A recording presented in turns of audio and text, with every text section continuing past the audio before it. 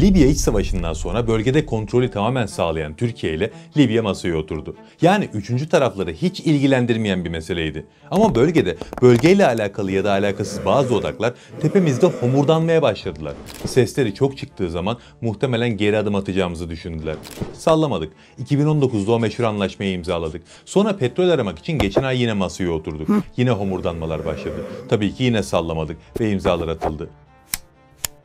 Yani Türkiye son dönemde Libya'da yaptığı iki hamleyle ortalığı biraz karıştırdı. Günlerdir Avrupa Birliği ve Yunanistan Türkiye'yi kınıyor. Mısır Türkiye'yi ABD'ye şikayet ediyor. Yunanistan fırkateynlerimi göndereceğim diyor. Yani Doğu Akdeniz iyice sirke dönmüş durumda. Ve biz bugün bu geniş çaplı sirki konuşuyoruz.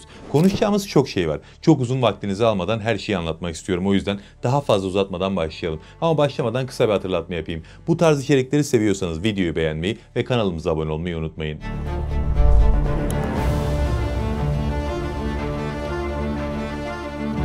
Türkiye'nin son dönemde Doğu Akdeniz'de attığı adımlar ortalığı ciddi anlamda gerdi. Yunanistan bütün Batı'yı Türkiye karşısında arkasına almaya çalışıyor. Ama bu sefer sadece Yunanistan'da değil, Mısır da devreye girdi. Libya konusunda Mısır'la hiçbir zaman aynı çizgide değildik. Ama Mısır bu sefer normalde yaptığından çok daha farklı bir şekilde Türkiye'ye taş koymaya çalıştı. Türkiye'yi durdurması için ABD'den yardım dilendiler. Neyse, bunların hepsine geleceğiz. Ama öncelikle ne olduğuna bir değinelim. Libya krizinin erken dönemlerinden beri Türkiye bu bölgede etkin bir devletti. İç savaş ilk başladığında biz daha çok sükuneti sağlamaya çalıştık ve en başından beri Ulusal Mutabakat Hükümeti'nin yani Trablus yönetiminin yanında yer aldık. Buraya kadar elbette her şey normal. Çünkü Ulusal Mutabakat Hükümeti bütün uluslararası kuruluşların Libya'nın temsilcisi olarak tanıdığı yönetimdi. Yani bizim onları desteklememiz gayet doğal.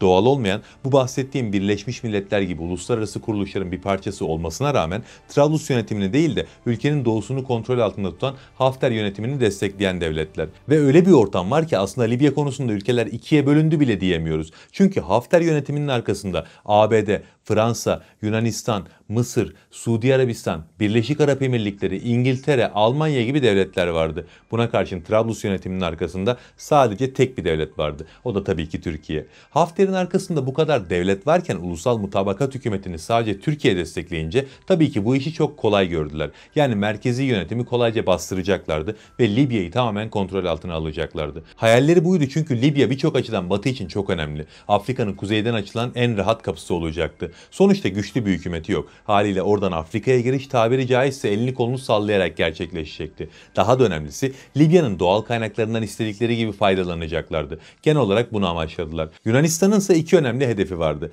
Birincisi ekonomi başlığı altında toplanabilir. Onlar Libya karasularına çökmenin derdindeydiler. Türkiye iç savaşa müdahale etmeden hemen önce aslında bunu yaptılar da. Çok büyük bir alana çöktüler. Sonra Türkiye müdahale etti de geri çekilmek zorunda kaldılar. Yunanistan'ın diğer amacı da elbette ki Türkiye'yi bölgede zayıflatmak. Bizim nüfuzumuzun artması onların işine hiçbir zaman gelmedi. Tabi burada insanın aklına şu da geliyor. Yunanistan başta olmak üzere Batı'nın ne amaçladığı belli. Tamam da Mısır, Suudi Arabistan, Birleşik Arap Emirlikleri gibi ülkelere ne oluyor? Onun da cevabı aslında bundan 5 yıl önceki dengelerde gizli. Şu an genel olarak bir normalleşme dönemi yaşıyor olsak da o zamanlar özellikle Doğu Akdeniz ve Katar üzerinden ciddi gerginlikler yaşanıyordu. Mısır, Birleşik Arap Emirlikleri ve Suudi Arabistan da bu yüzden Türkiye'nin çıkarına olabilecek her şeyin karşısındaydı. Yani Türkiye Libya'da güçleniyorsa onlar Libya'da hemen gidip Türkiye'nin karşısındaki güçlere destek veriyorlardı. Hatta o dönemler Birleşik Arap Emirlikleri'nin Suriye'de PYD için paralı asker arayışına bile girdiği yazılıp çizilmişti. Durum öyle bir hale gelmişti ki Doğu Akdeniz'le ilgili meselelerde bile Körfez ülkeleri karşımıza dikiliyordu. Hiç o bölgeyle alakaları olmamasına rağmen. Bakın mesela o zamanlar Doğu Akdeniz Gaz Forumu'nu kurdular. Beraber tatbikatlar düzenlediler. Bu saydığım devletlerin yanında İsrail de vardı, Yunanistan da vardı. Ve o günlerde dengelerin Libya meselesiyle ortak olan tek bir yönü vardı. Yine hepsi bir araya gelmişti ve Türkiye tek başınaydı. Yani son 10 yılda nerede bir politika geliştirdiysek slogan siz hepiniz ben tek şeklinde oluyordu. Ama sonuç olarak ne Doğu Akdeniz'de istediklerini yapabildiler ne de Libya'da. Hatta Libya meselesiyle Doğu Akdeniz'deki bütün planlarına da çöktük. Bunlar Doğu Akdeniz'de birçok proje geliştirdiler. En azından kağıt üzerinde projelerini ortaya koydular. Türkiye, Libya'nın Ulusal Mutabakat Hükümeti'yle tek bir anlaşma yaptı ve bütün projelerin önünü kesti. İki ülke deniz yetki alanlarını belirleyen bir anlaşma imzaladı. 2019'da bu anlaşma imzalandı ve anlaşmayı imzaladığımızda ciddi tepkiler aldık. Hatta Yunanistan'la Mısır kendi aralarında böyle hayali bir harita bile çizdiler. Onlar da zorlama bir anlaşma imzaladılar. Ama o günlerde verilen tepki bugünlere göre çok daha zayıf kaldı. Yani bugünlerde Türkiye bunları daha çok gerecek bir şeyler yaptı ki bu kadar ayağa kalktılar. Yunanistan ne işe yarayacaksa Girit'in güneyine 3 adet fırkateyn göndereceğini bile açıkladı.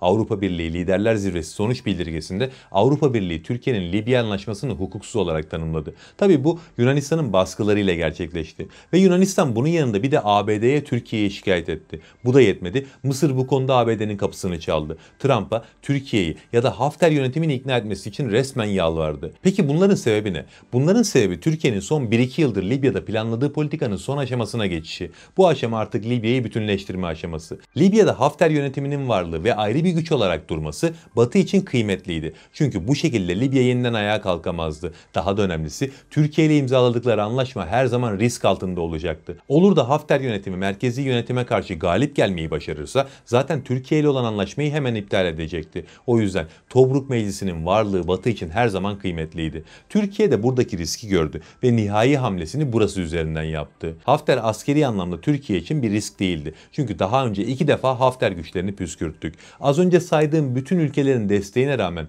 kuşattıkları başkenti ele geçiremediler. Çünkü Türkiye tüm gücüyle sahaya ağırlığını koydu. İnsansız hava araçlarımız havalanırken Koral elektronik harp sistemimiz düşman hava savunma sistemlerini saniyeler içerisinde çökertti. Rus yapımı Pantsir hava savunma sistemleri tek kelimeyle çaresiz kaldı. Arama radarları köreltildi. Bu yüzden Bayraktar TB2'ler önce bu hava savunma sistemlerini sonra da Hafter güçlerini vurmaya başladı. Çaresiz kalan darbeci güçler yeniden ülkenin doğusuna çekilmek zorunda kaldılar. Bu arada az önce Hafter'i destekleyen ülkeleri sayarken Rusya'yı unutmuşuz, şu an fark ettim. Bütün Batı, Rusya, Körfez burada bu adamın Hafter'in arkasında. Türkiye'nin neye karşı mücadele ettiğini buradan daha iyi anlarsınız muhtemelen. Neyse, yani askeri anlamda Hafter'in bize karşı bir risk oluşturamayacağını zaten biliyorduk. Ama yine de anlaşmayı riske atamazdık. O yüzden Hafter tarafında etki alanımızı almaya karar verdik ve bunu başardık da. Şu an Libya'da iki taraf var ve iki tarafın da garantörü Türkiye. Harp tarihinde çok nadir görülmüş bir olaydır bu. İşte Türkiye'nin Tobruk yönetimiyle yakınlaşması Batı'yı ciddi anlamda gerdi. Çünkü Hafter'e bağlı yetkililer son zamanlarda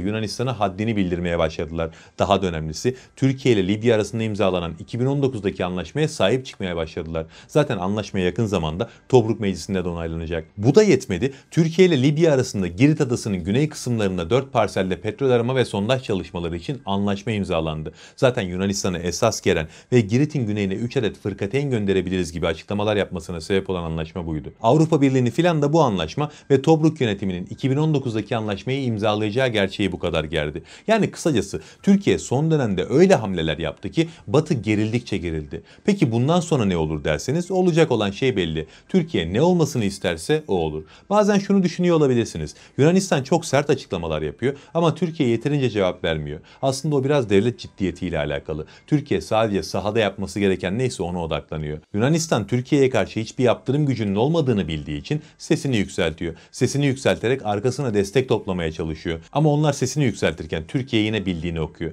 Bakın burada da aynısı olacak. Türkiye Libya karasularına petrol arayacağım dedi. Yunanistan buna karşılık Girit'in güneyine 3 tane fırkateyn göndereceğim dedi. Sonuçta Yunanistan ne yaparsa yapsın Türkiye o petrol arama ve sondaj işini gerçekleştirecek. Elbette bu konuda Yunanistan'ı ciddiye alacak değil. Yunanistan 3 fırkateyn değil, bütün donanmasını bölgeye getirse ne olur? Biz işimizi yaparken en fazla balık tutarlar. O da tabii ki kendi karasularından çıkmamak koşuluyla. Allah'a emanet olun.